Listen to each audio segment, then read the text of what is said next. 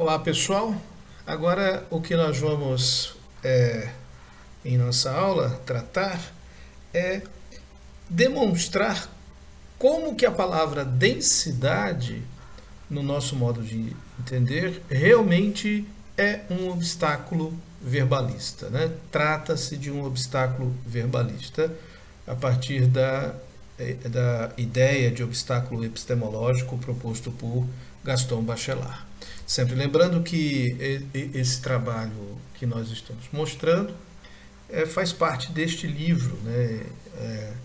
O livro Superação de um Obstáculo Epistemológico, né? Eu e a professora Maria Celina, quem escrevemos o livro, ele está disponível nas principais editoras, né? Bom, observe o seguinte: a densidade como obstáculo verbalista pode ser observado da seguinte forma. Lembra que quando falamos de obstáculo verbalista é quando uma palavra ou uma imagem ela é usada para explicar coisas completamente distintas? Pois então, vamos observar a relação que densidade tem com miscibilidade, né? Lembrando que miscibilidade é o fenômeno que ocorre quando dois líquidos são postos juntos e formam uma mistura homogênea. Se os dois líquidos formam uma mistura homogênea, significa que são miscíveis. Se não formar, eles são immiscíveis ou não miscíveis, né? Muito bem. Então, por que densidade tem a ver com essa questão? Bom, quando eu coloco água e óleo e consigo perceber que água e óleo ficam heterogêneos, né, formam um sistema heterogêneo, enquanto que água e álcool não formam um sistema heterogêneo, né, ou seja, formam um sistema homogêneo, e mostro isso para os estudantes. A densidade é usada como explicação disso. Se eu chegar para o estudante e mostrar, eu desafio vocês a fazerem isso. Mostre, bota água e óleo, bota água e álcool. E aí pergunta, por que aqui ficou homogêneo e aqui ficou heterogêneo? A resposta é por causa da densidade. Essa é a resposta. Ou seja,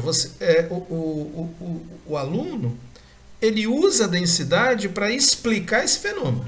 O fenômeno da immiscibilidade, da heterogeneidade entre o sistema água e óleo e da homogeneidade ou miscibilidade do sistema água e álcool. Ok? Muito bem. Agora, um outro fenômeno que não tem nada a ver com miscibilidade, a viscosidade. Ok? Isso é um outro fenômeno, são outras definições, tá? Mas a densidade é explicada.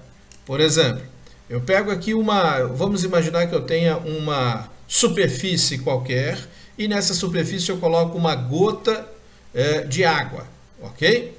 Depois coloco uma gota de mesmo tamanho de álcool, uma outra de óleo e uma outra de cetona. E levanta a superfície para escorrer, tá certo? Para que essas gotas escorram. O que vai observar no fenômeno quando eu coloco para escorrer é que a cetona escorre muito mais rápido que os outros, tá certo? É isso que ocorre. Por que isso acontece?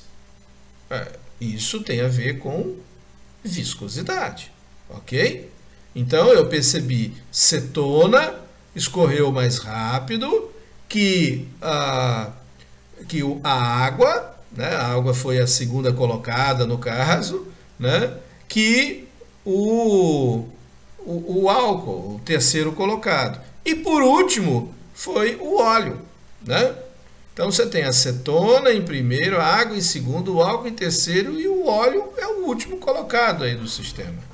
Então, quando a gente compara essa questão, tá? O tempo de escorrimento, né, numa superfície plana, e pergunta para o aluno por que isso acontece, sistematicamente vai aparecer por causa da densidade. Então, eles não falam viscosidade, porque o motivo aqui é a viscosidade, né? Mas eles dizem, não, é por causa da densidade. Agora, a densidade não tem nada a ver com essa questão. Absolutamente nada.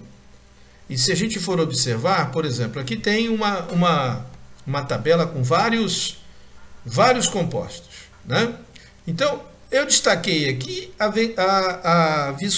densidade da cetona e do álcool. Observe como as duas densidades são muito próximas. Um é 0,79, a outra é 0,789. Quer dizer, um é 790, né? 0,790, a outra é 0,789. Então, praticamente a mesma densidade.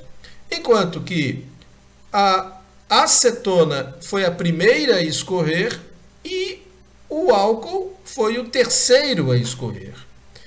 O segundo a escorrer foi a água. E o último a escorrer foi o óleo.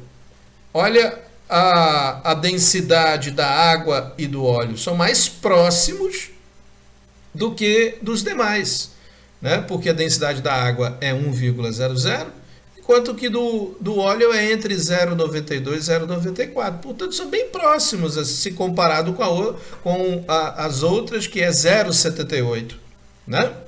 Então, é mais próximo a densidade do óleo e da água do que da cetona ou do álcool, certo?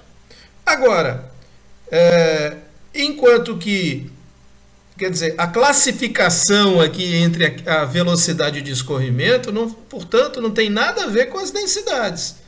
Né? Se nós colocarmos em ordem, o mais denso é a água, depois é o óleo, aí viria a cetona e, por último, o etanol, o álcool, né? E não foi essa a sequência que nós observamos de escorrimento, que tem a ver com viscosidade. Então, vamos verificar os valores de viscosidade de cada um? Olha só, a viscosidade da cetona é a menor de todas, é 0,326. Por isso, inclusive, a cetona escorre tão rápido. Quanto menor a viscosidade, mais rápido o escoamento. Enquanto que depois viria a viscosidade da água. Por isso que a água ficou em segundo lugar. A viscosidade é de 1,002. Enquanto que a viscosidade do etanol é de 1,2. E do azeite de oliva, no caso do óleo, é mais ou menos 85. Olha como que é extremamente viscoso. Por isso, inclusive, que foi o último a escorrer. Quer dizer, viscosidade, se você observar em relação à densidade, eles não se relacionam. Mas o estudante dá como resposta, quando você faz a pergunta, por que escorreu mais rápido, por que escorreu mais lento? É por causa da densidade. Ok? Então, observe que a densidade foi usada para explicar a homogeneidade e heterogeneidade do sistema.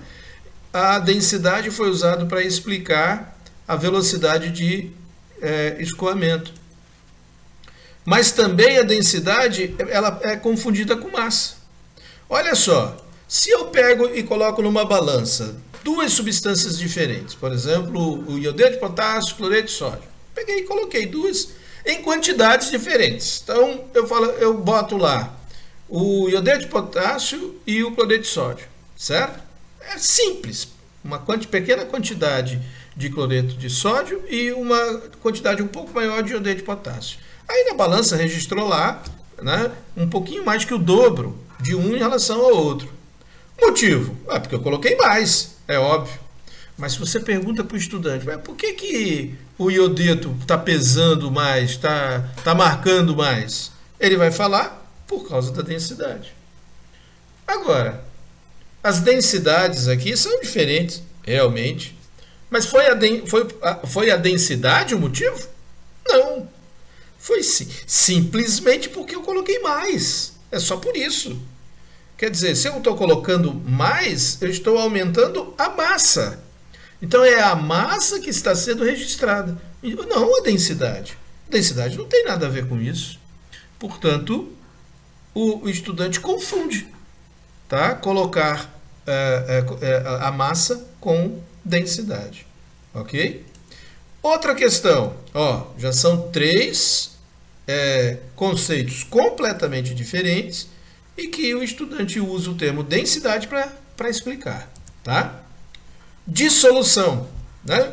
Aquilo que dissolve ou não dissolve, lembrando que dissolução tem a ver com sólidos em líquido, né? Então, no caso da dissolução, eu pego e coloco lá uma substância, né, para dissolver num determinado solvente. E eu percebo que num solvente dissolve, no outro não dissolve, e pergunto, por que isso acontece? Tem, segundo aqui já é uma pesquisa feita por Martorano e Marcondes, ele pediu para tentar dar a explicação, e o principal argumento que os estudantes utilizam para explicar é densidade. Então, observe que mais uma vez a densidade aparece como uma explicação para algo que ela não explica, tá? Agregação é outro fenômeno que também é usado densidade para explicar. Então, por exemplo, se eu pego zinco em pó, zinco em pedaço, e coloco para reagir com ácido clorídrico, obviamente o zinco em pó reage muito mais rápido que o zinco em pedaço. Nós sabemos que o motivo é a agregação, né? Em pó está mais desagregado, em pedaço está mais agregado, não é isso? Então, essa pulverização dá uma superfície de contato maior, não é isso? Muito bem. Aí, quando você pergunta para o estudante por que acontece do zinco em pó reagir mais rápido, também aparece a palavra densidade. Ah, é porque o outro é mais denso, ah, é porque esse aqui é menos denso, não sei o quê. Sempre aparece a palavra densidade, tentando explicar um fenômeno que não tem nada a ver com densidade. Então, mais uma vez, a palavra sendo usada para explicar algo que ela não explica, né? E também, reação química é outra questão, tá? Então, por exemplo, ó, imagine que eu vou aquecer água, a mesma quantidade de água, só que com combustíveis diferentes, ok? Então, se eu coloco para aquecer a mesma quantidade de água com combustíveis diferentes, então imagine que eu faça com álcool, com gasolina, com querosene, tá? E boto para aquecer. E deixo aquecendo por, digamos, 10 minutos. Todos eles. No mesmo tempo de 10 minutos. O que eu consigo observar é que o álcool consegue elevar a temperatura mais alta do que a querosene. E a gasolina fica intermediária aos dois. Ou seja, o álcool aquece até 88, enquanto que a gasolina até 59, a querosene até 37. Eu estou dando esses valores apenas como uma exemplificação, porque depende da quantidade de água, né? Depende do sistema, depende de quanto de combustível que está ali. Então, obviamente que os valores aí são só para ilustrar, tá? Mas é o que acontece. O álcool produz uma caloria maior do que a gasolina, do que a querosene. Isso significa que a reação química de combustão, né, do álcool, da gasolina e da querosene se processa de forma diferente. Aí você pergunta para o estudante, por que isso acontece? Sempre vai aparecer um estudante, é porque tem a ver com a densidade, né, professor? Mais uma vez a densidade aparece como motivo, como explicação para um fenômeno que, na verdade, não é um fenômeno que tem a ver com a densidade. Então, observe a quantidade de conceitos distintos que são utilizados pelo estudante para explicar são coisas completamente distintas, utilizando sempre a mesma palavra, densidade. Então, para explicar miscibilidade, viscosidade, massa e todos os outros, dissolução, agregação, reações químicas, tudo o estudante usa a palavra densidade para explicar. Ou seja, ele nem sabe o significado do termo e utiliza esse termo como uma forma explicativa. Então, no nosso modo de entender, densidade é um obstáculo epistemológico do tipo verbalista, porque ele aparece em diferentes situações. Ok? Muito bem, pessoal. Era isso que nós tínhamos para a aula de hoje. Até mais.